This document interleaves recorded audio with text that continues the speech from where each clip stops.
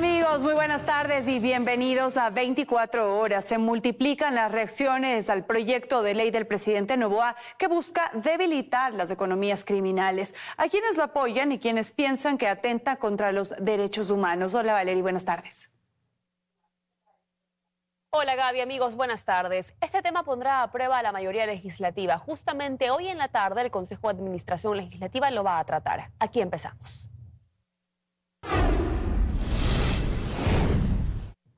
Es así, la Asamblea inicia el trámite del proyecto de ley económico urgente que busca combatir la economía criminal enviado por el presidente Daniel Noboa. El correísmo se opone y ADN lo defiende. Nuestra compañera Karen Aro nos cuenta más desde el Legislativo. Karen, buenas tardes, adelante. Así es, ¿cómo están? Buenas tardes. Para las 5 de la tarde de este lunes está convocado el Consejo de Administración Legislativa para reunirse por primera vez y conocer el primer proyecto de ley económico urgente enviado por el presidente de la República, Daniel Noboa, este sábado a la Asamblea, que tiene por objetivo combatir la economía criminal. En el Legislativo hay criterios de crítica de parte de la Revolución Ciudadana sobre el contenido de la ley. Adelantan que es inconstitucional el objetivo. De parte de la bancada de gobierno lo defienden y dicen que este proyecto tiene que ser respaldado en el legislativo. En el siguiente reportaje yo les cuento. Veamos. Se trata del primer proyecto de ley económico urgente que llega a la nueva Asamblea, el que según el texto remitido por el presidente busca hacer cambios en materia penal, tributaria y de seguridad, con el fin de atacar a la economía criminal en el marco del conflicto armado interno. Plantea, por ejemplo, reconocer la institucionalidad del bloque de seguridad, el que podría autorizar detenciones y allanamientos. Tipifica como un delito pertenecer a un grupo armado y el juzgamiento expedito en estos casos. Propuestas que para el correísmo son regresivas e inconstitucionales. De entrada, no existe las categorías y las características determinadas por la Corte Constitucional para que sea económico urgente, de entrada.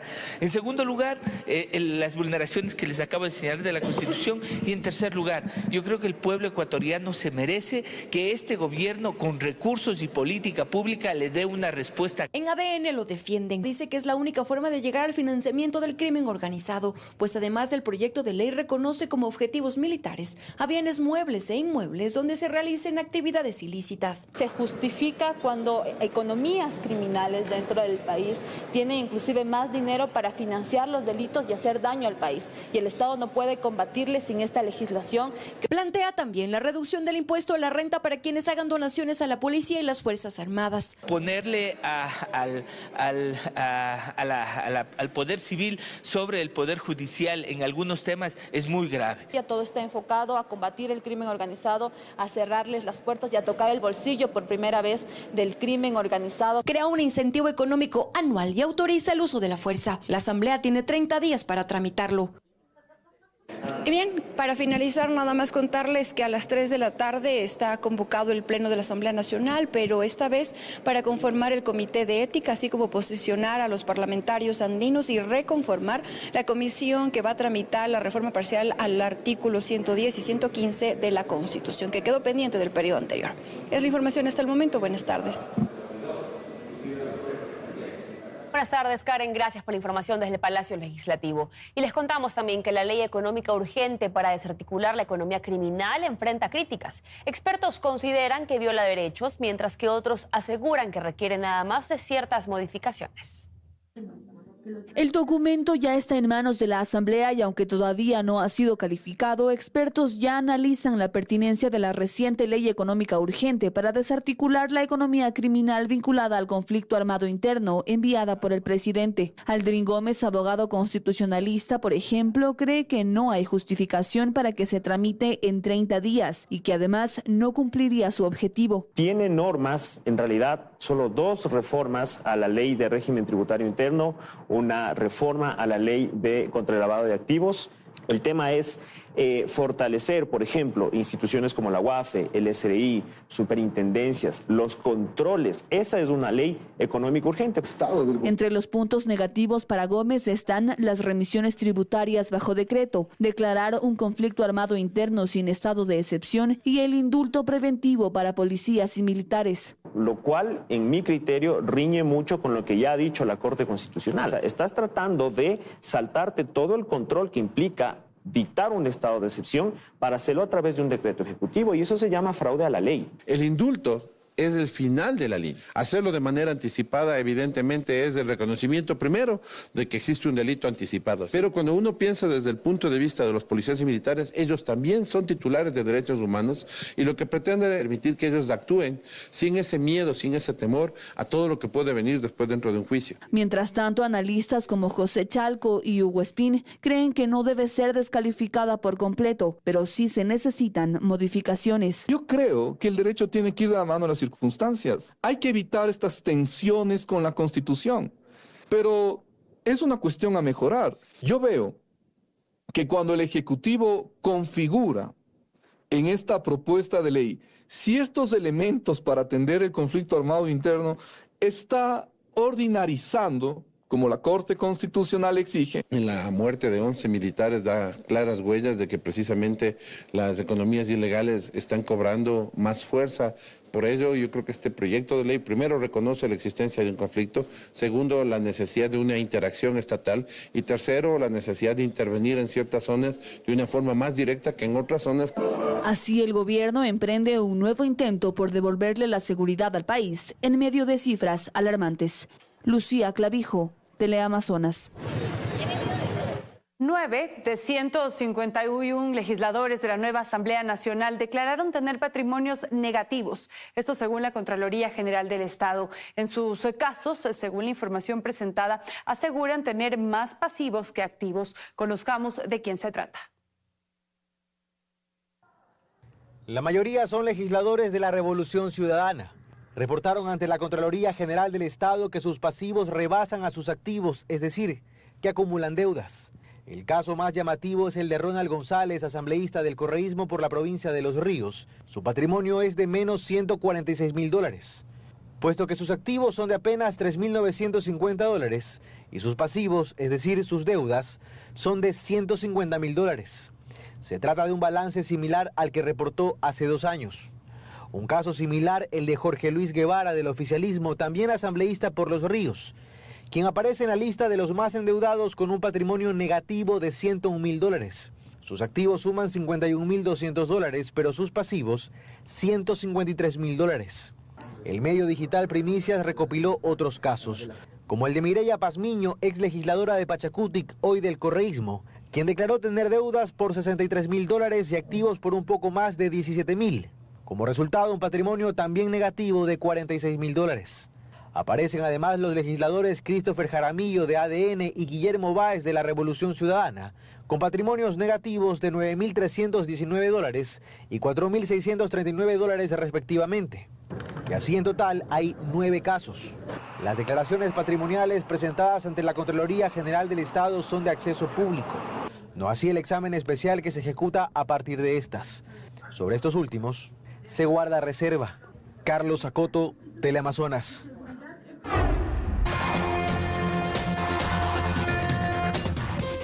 Más información, amigos. 10 muertes violentas se registraron este fin de semana en al menos 5 ataques armados. Los hechos sucedieron en la provincia de Guayas y Bolívar.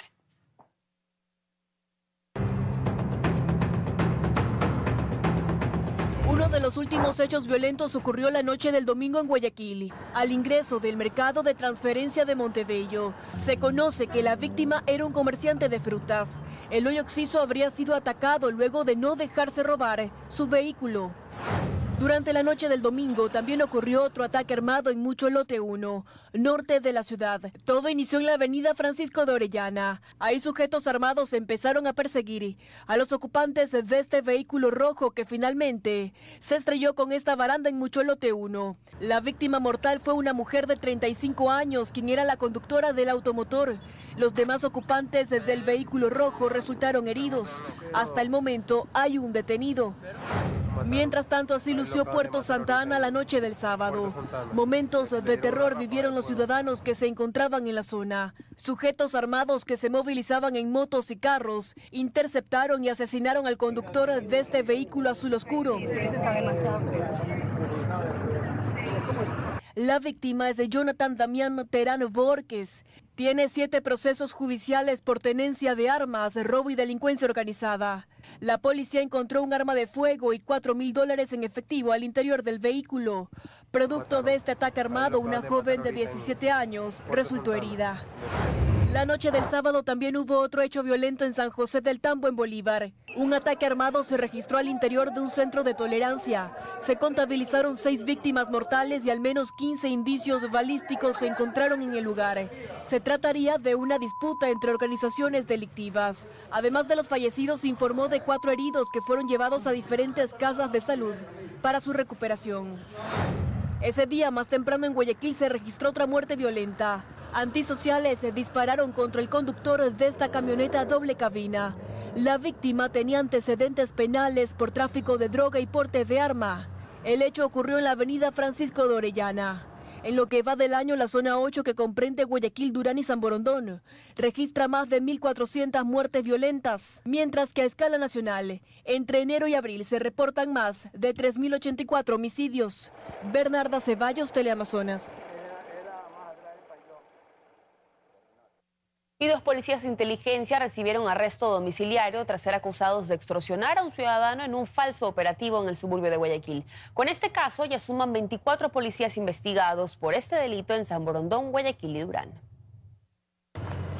Los agentes de la Dirección General de Inteligencia de la Policía Nacional, un cabo primero y un oficial en el grado de subteniente, con apenas 3 años dentro de la institución, fueron atrapados el pasado miércoles por el delito de extorsión. Según la denuncia, un día antes, el martes 13 de mayo, aproximadamente a las 19 horas, los 2 policías, fingiendo un operativo, llegaron en una camioneta perteneciente a la Dirección General de Inteligencia hasta una casa ubicada en el distrito Portete, en el suroeste de Guayaquil, acusando a un ciudadano de formar parte de una banda delictiva dedicada a la venta de droga. Fui esposado, encapuchado con un pasamontañas y posteriormente trasladado en una camioneta sin placas ni distintivos oficiales.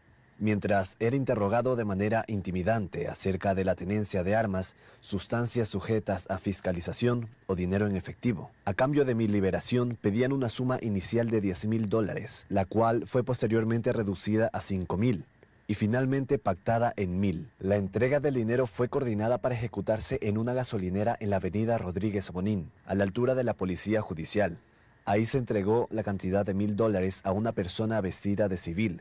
Pese a toda la evidencia que incluso conducta policial pudo obtener en este caso, como los mensajes de los miembros de la DGI implicados en el delito de extorsión, el juez que conoció el caso no les dio prisión. Los gendarmes recibieron arresto domiciliario que deberán cumplir en el Cantón Durán, en el sector del Recreo, el segundo distrito más conflictivo de la zona 8, donde operan grupos dedicados a los delitos de extorsión, secuestro y sicariato. Con este caso, en lo que va de este 2025, ya son 24 policías investigados en Guayaquil, Durán y San Borondón por este delito. El pasado 25 de abril, otros 5 miembros de la Policía Judicial también fueron capturados por exigir $4.000 a un conductor para devolverle su carro retenido porque supuestamente presentaba anomalías. Otros casos ocurrieron el 22 de abril también en el puerto principal, donde 6 uniformados fueron detenidos por exigir $14.000 a un hombre que quería comprar un vehículo.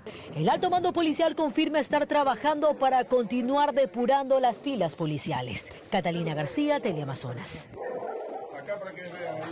Casi 1 tonelada de cocaína fue decomisada este lunes cerca de las costas de la provincia de Santa Elena. El alcaloide estaba camuflado en varios sacos de yute dentro de una lancha tipo fibra.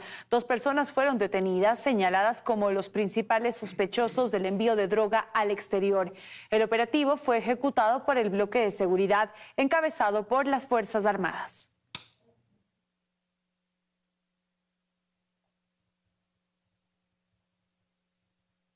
Y tras un pronunciamiento favorable en la consulta previa, libre e informada, se espera que el proyecto minero Loma Larga en la provincia de Azuay entre en construcción a finales de este año.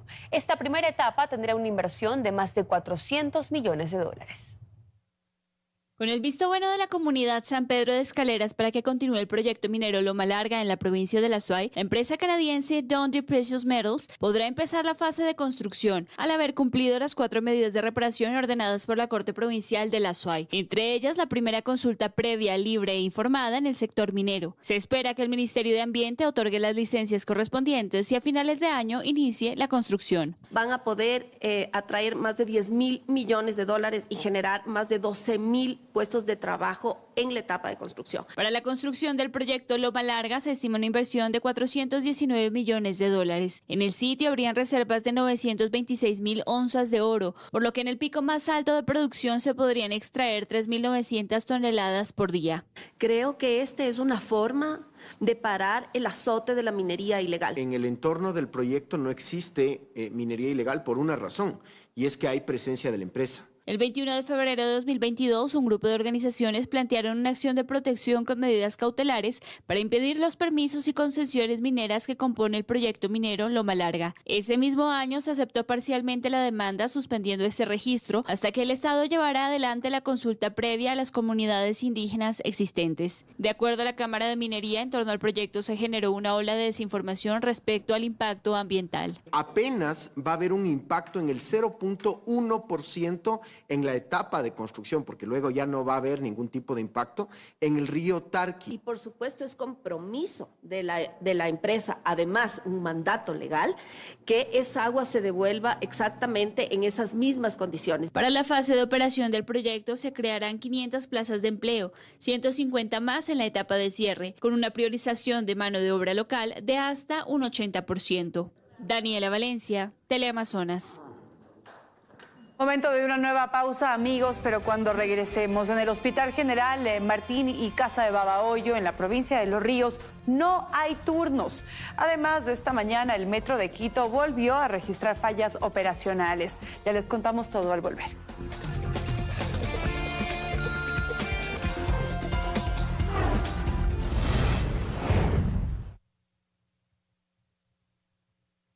Estamos de regreso. Pacientes que esperan hasta varios días por atención emergente y otros que deben ser derivados por la falta de implementos quirúrgicos. Ese es el panorama actual en el Hospital General Martín y Casa de Babahoyo, en la provincia de Los Ríos. Hasta ese lugar llegó nuestra compañera Erika Vera para que nos cuente más sobre esa situación. Adelante, Erika, te escuchamos. Muy buenas tardes.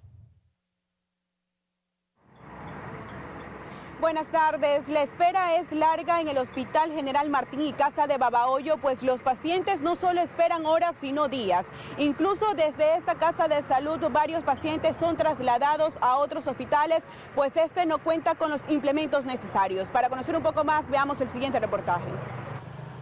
Espere el turno es la frase que reciben las personas que llegan al área de emergencia del Hospital General Martín y Casa de Babahoyo. ¿Qué le dijeron? Que espere. En lo que sería la sala de espera encontramos en sillas de ruedas a Manuel, de 60 años, quien acompañado de un familiar estaba esperando ser atendido. Él no quiso hablar, pero sí José, su sobrino. Esa cosa que tiene puesto ahí, se le podía volver a cerrar y ya no lo podían y tenía que meterlo de emergencia. Para Manuel es el segundo día en la búsqueda de atención médica.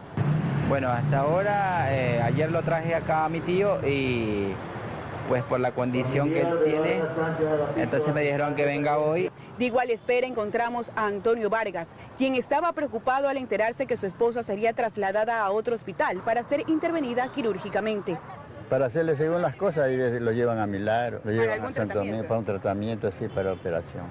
Mientras Walter Torres, con el electrocardiograma en la mano, solicitaba atención médica en emergencia, pues presentaba fuerte dolor pectoral. Vengo de mañana a coger turno, de las 6 de la mañana me tienen hasta ahorita de esta hora que son. Y espera y espera. Aquí en el Hospital General Martín y Casa de Babahoyo es larga la espera. Incluso hay pacientes y familiares que utilizan la vereda de dormitorio. En el caso de Walter, él hace pocos minutos ingresó para recibir la atención médica respectiva, mientras otros se encuentran a la espera. Desde Babahoyo, Erika Vera, buenas tardes. Buenas tardes, Erika. Gracias por tu reporte. Esta mañana, el Metro de Quito volvió a registrar fallas operacionales. Mediante redes sociales, varios usuarios reportaron aglomeraciones, demoras y largas filas en las estaciones de San Francisco y Alameda en el sentido sur-norte. Según las autoridades, el incidente duró aproximadamente 15 minutos y durante ese tiempo el metro operó por tramos. El pasado viernes 9 de mayo, este sistema de transporte también presentó problemas en la operación por fallas en las puertas de los trenes de la estación La Magdalena. La interrupción duró más de una hora. No obstante, la empresa indicó que los responsables fueron los usuarios. Y este feriado por la batalla de Pichincha, el sector turístico espera superar en al menos 10 millones de dólares el gasto turístico en comparación al del 2024. El IVA se mantendrá en 15%. Ecuador se prepara para su quinto feriado a escala nacional por la batalla de Pichincha, este viernes 23, sábado 24 y domingo 25 de mayo. Según datos del Ministerio de Turismo, durante este asueto en 2024 el gasto turístico fue de 37 millones de dólares. En el 2025 ya vemos un crecimiento a 46 millones.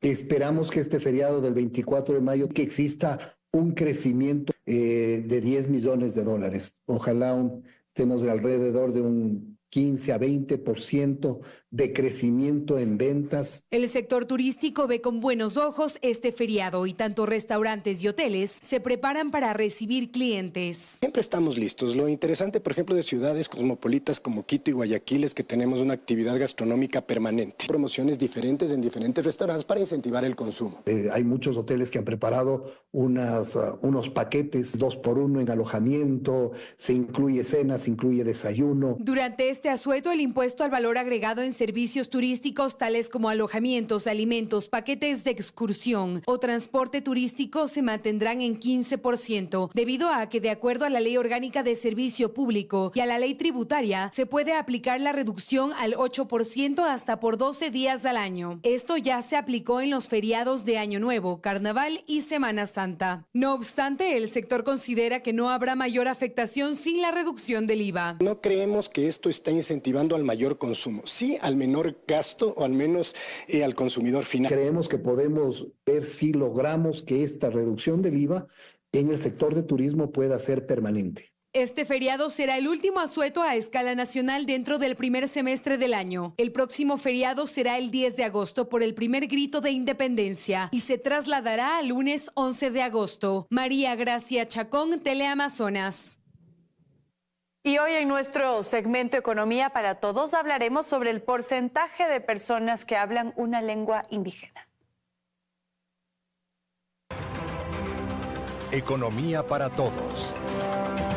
Según el censo del 2022, en promedio, el 3,9% de los ecuatorianos hablan una lengua indígena, que es sobre todo el quichua o el shuar. Pero es interesante preguntarse quiénes hablan esos idiomas y más que nada, qué edad tienen. Porque en las personas que tenían entre 5 y 9 años al momento del censo, solo el 3,2% hablaban una lengua indígena, mientras que en los más mayorcitos, de los 35 a los 65 años, estamos hablando de niveles del 4,5%, y en los mayores de 80 años incluso supera el 5,5%. Esta es una evolución preocupante que no da mucho optimismo para el futuro de nuestras lenguas indígenas. Los más jóvenes de hoy son los adultos del futuro y con el paso del tiempo estos grupos se van a ir moviendo hacia allá y va a haber menos gente que hable quichua o shuar u otras lenguas. Y eso sería una pérdida de diversidad cultural para el país. Muchas gracias. Economía para...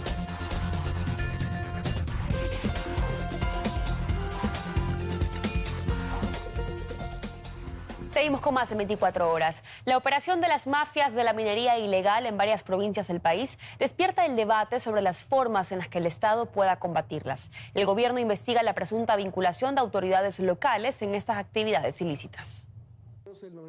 Hasta este lunes, el ministro del Interior, John Reinberg, esperaba la llegada a Quito de autoridades locales de las provincias y cantones que han sido afectados por las actividades de minería ilegal.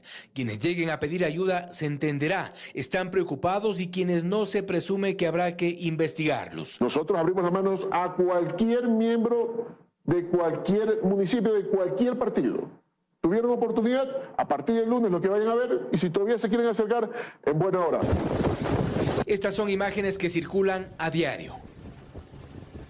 Muestran cientos, miles de hectáreas devastadas por actividades de minería de todo tipo. Obviamente minería ilegal que ha entrado en una etapa innegable de descontrol ante la limitada acción de las autoridades, reconoce el experto en temas mineros, Santiago Yepes. Por lo tanto, es necesario que el Estado tome recaudo de lo que está pasando y se lo trate de una manera integral.